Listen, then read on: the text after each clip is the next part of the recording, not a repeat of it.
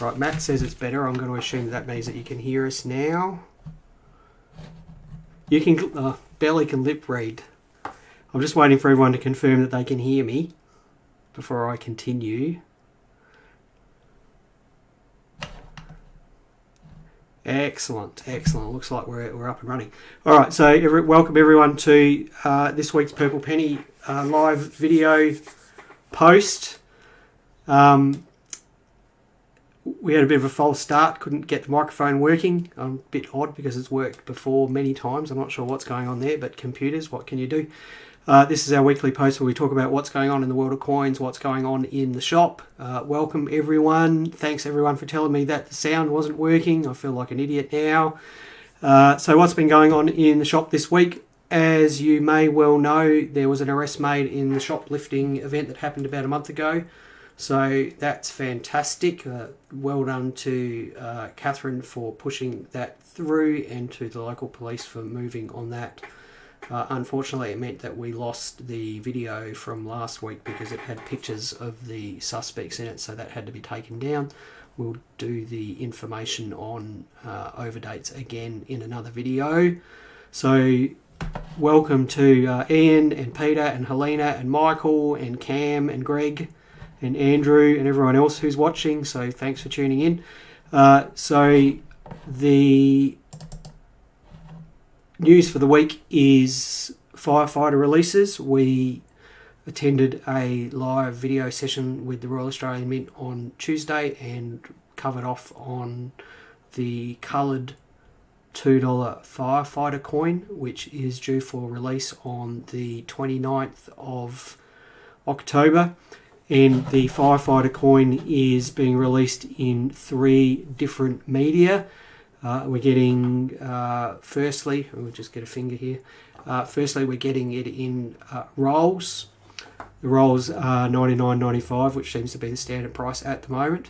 And we have been assured of 2 things. One is that it will be released with a hologram sticker saying that it's an authorised product, I imagine. And we have been assured that reject rolls, that they'll try the hardest not to release reject rolls. So that's rolls. The other information about rolls is that there's going to be 7,500 of them, which is 50% more than the usual production number of 5,000. So that's coloured $2 Firefighter rolls. 25 coins in a roll, $99.95, production figure 7,500. They'll have a hologram on them. Now, presumably the hologram sticker is causing a bit of a delay because the Firefighter rolls are not actually due to ship until mid-November. But the release date is the 29th of October, so you're going to have to wait for Firefighter rolls. So that's the first format that they'll be released in. The second format is a bit of a different one. There'll be a circulation coin in a card. So think Tooth Fairy coin in a card. They'll be $10. And we are unsure of the production number of those. So unlimited, it says there is a wholesale allocation, which is a number that I don't think I'm allowed to share, but theoretically the number is unlimited. So that's a circulation coin in a card for $10. And then the final one is the usual C mint mark coin in a folder, so those trifold folders, and they'll be $15, and there's a mintage of 40,000 of those. So the coloured $2 Firefighter coin, all the products are due for release on the 29th of October. The rolls are delayed until the middle of November. So that's Firefighter coins. Have seen the design, it's really nice. Okay, it's really nice. So when the pictures become available on the 29th of October, I'm sure that you will all like those. So that's the coin releases. Peter says, are they trying to bomb down his coins in cards? Now that is a really interesting point, Peter, because Catherine actually brought up that exact topic with me this morning, that Downies must pre-order their packaging for $2 coins, and I think this news that the Ram is also doing circulated $2 coins and cards is probably going to impact on them.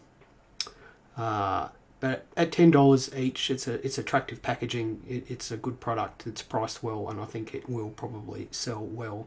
So the coins are getting released on the same day as the new notes. That's the $100 note, is it, Cameron? Yeah, I wasn't sure if they were being released on the same day, but that doesn't surprise me.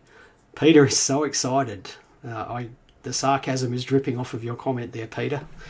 So that's Firefighter releases. There is another release that's due at the same time, which I'll talk about next week. There just isn't time to talk about both of them today, but there is another release due at the same time, which I'll talk about next week. That's a new another coin set that is becoming available. So I like to talk about is the 2020 5-cent low mintage. Okay, so I don't know, and neither does anyone else, Sam. Production coin mintages usually span at least 2 Royal Australian Mint annual reports, often 3. So what does that mean? It means that the first set of numbers that comes out for coin mintages in the annual report is almost always not the complete mintage. And 2020 coin mintages for any type are not known. The first instalment will be available in the annual report, which is usually due in October or November. So anyone who says that the 2025 cent coin is a low mintage has no real idea what they're talking about, because no one knows. I hope that answers your question. So we'll just talk about a coin that we purchased this week, and this is a Roman soliloquy, which is a small silver coin. It was minted under the Byzantine Emperor Julian II, and if anyone's not sure, Byzantine is the Eastern Roman Empire, which is now Turkey, and the capital of the Byzantine Empire was Constantinople, or Byzantium. Then it became Constantinople, and then it became Istanbul. So this is a coin from the late Roman Empire. It's a small silver coin, and a soliloquy is 1/24 of a gold solidus. So this would have been probably about half a day's wages for a worker back then. And I'll just give you some idea of how small this coin is. It's about 2 grams, about 18 millimeters, so about the same size as a 5-cent piece, about the same weight as a 5-cent piece.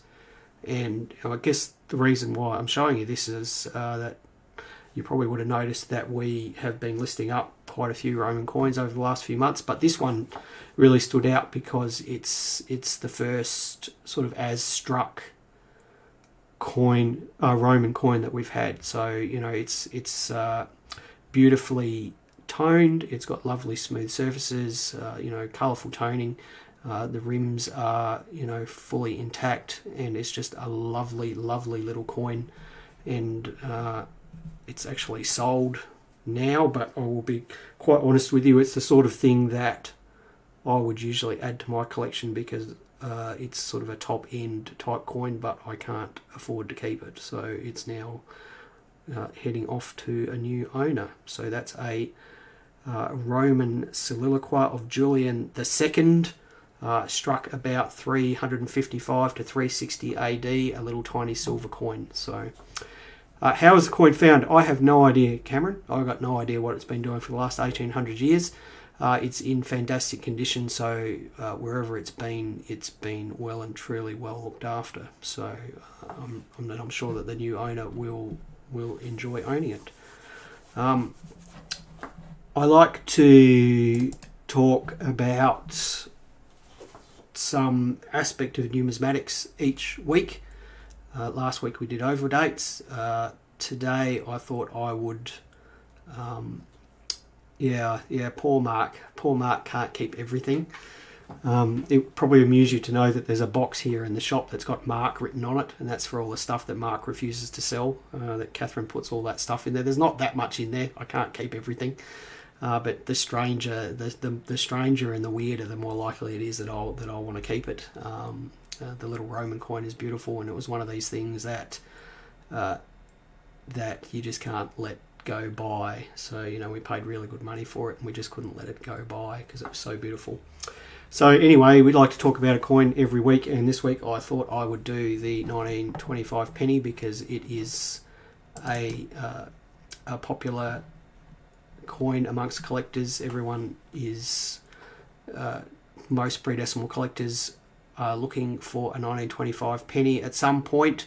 It's a coin that has a place of reasonably high esteem in the collector community, and it's one of these things that if you are looking to buy one, then there's a few things that you want to know. One is that it is the second lowest circulation mintage penny, not counting die varieties and dots and things like that, so about 117,000 minted. It's usually one of the two coins that's missing from a penny set, and it is reasonably often found faked. So replicas or copies or things that are made to deliberately deceive, you'll often find them. So what does that mean? It means that if you're going to buy one, either know what you're doing.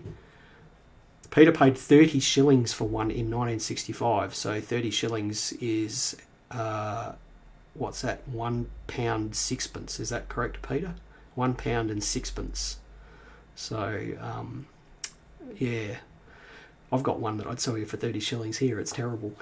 So if you're going to buy one, buy from a reputable source. Buy one that is graded already by PCGS or NGC, or educate yourself and learn to pick a real one. Actually, it's not that hard to pick real ones. If the condition is exceptional, I would be immediately suspicious about whether it's a real coin or not. Generally, they're usually well circulated, and where do you look for the circulation? We'll just bring up another picture here. So we'll just switch that one off and that one on, and we'll do a transition.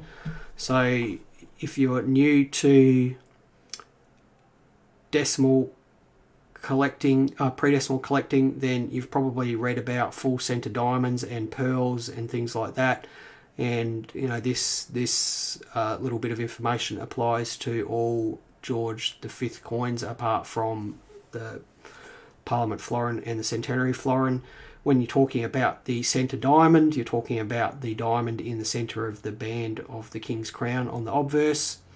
And when you're talking about the pearls, you're talking about the 4 pairs of pearls that are in that band there.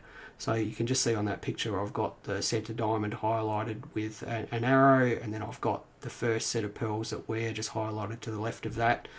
So this 1925 penny has effectively a full centre diamond, but those first set of pearls there are gone, so it grades very fine. That's and grading standards, it grades to very fine.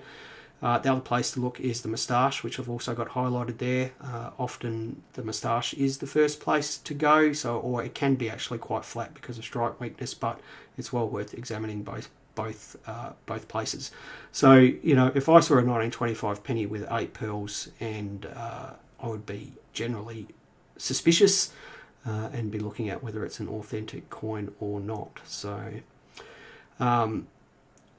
Jody wants to know how much that sold for. That one sold for $195, Jody. So probably should have been a little bit more, but that's what we priced it at, and it sold straight away.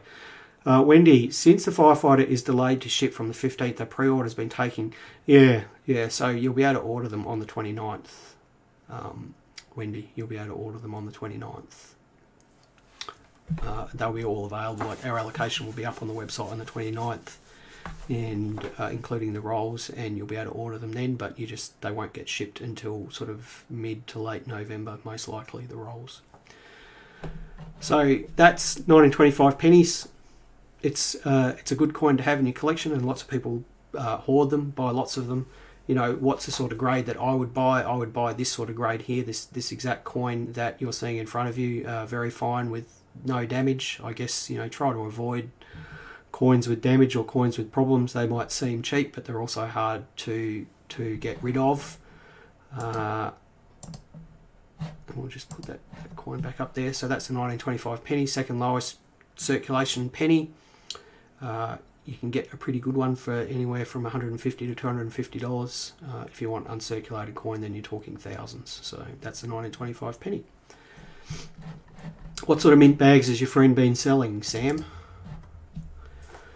We've been getting a few 2019 and 2020 circulation coin bags in here from the local banks, mostly 5, 10 and 20 cent pieces. We still haven't seen any donation dollars in here. We've been getting a few security rolls of World War II coins. Yeah, Peter says avoid edge knocks, avoid verdigris, you know, all those sorts of things that make a coin a problem coin. So that example that we were just showing has no real problems. It's a nice even brown colour, and you know, it's a good coin, and I'm not surprised that it sold as quickly as it did. We had someone in here yesterday, Sam, with 20, 25 cent pieces. So, you know, I don't really understand what that implies. It's too early to know what the mintage is. So has anyone else got any questions here? If not, then we'll look at finishing up. I do ask everyone for input on what they'd like to see in these videos. We like to talk about something. You know, I like learning things as I'm doing the research for these videos, and I like presenting them. So if anyone has any questions, please send us a Facebook message or send us an email, and we'll put something together about that. Yeah, we still haven't seen any donation dollars here in Adelaide, Sam. I know that there must be around because I've seen people selling them on Gumtree, but I haven't seen one in the shop. Yeah, so Greg is a admin on the Gravy Train. If you're not a member of the Gravy Train, it's a Facebook group of coin collectors. It's a fantastic group.